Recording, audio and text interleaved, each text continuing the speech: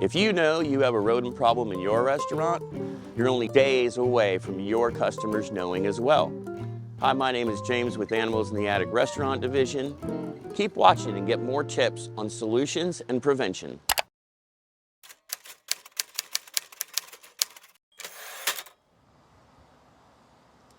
Dry storage areas, super common problem with rodents.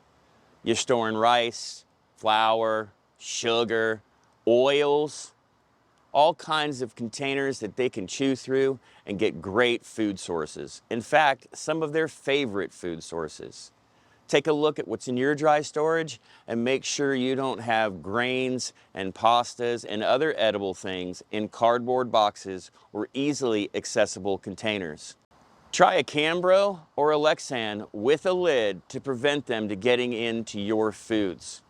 It'll be safer for your customers and save you money.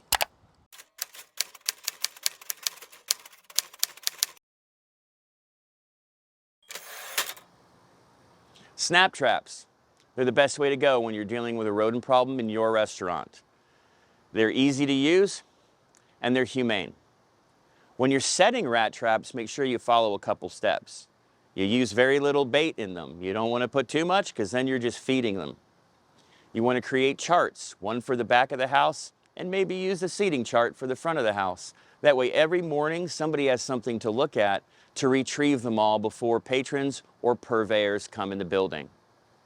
Avoid using poison at all costs. It will only create other problems for you.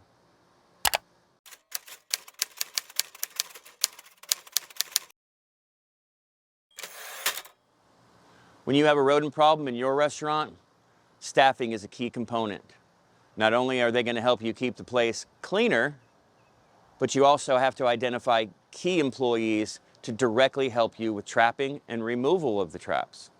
You don't want to leave that to just anyone. Lots of people go home and talk about what's going on in their jobs, and rats would be a hot topic.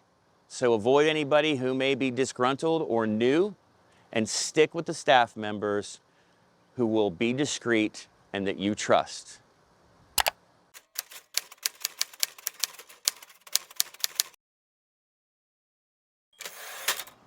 Water. It's a critical source for rats and all living things. There's plenty of places to get water in a restaurant. Whether you left some water behind after cleaning the floors, or there's water in your drains. Often, the large open floor drains create a problem because they never seem to dry out. If you throw ice in the sink, they'll drip all night. So you've got to keep not only the sink dry, but the drains below. And you can do that easily by covering it with a grate you can get from your purveyor, or even putting a brick over the top of it. It may sound silly, but remember, you've got a rodent problem and they need water.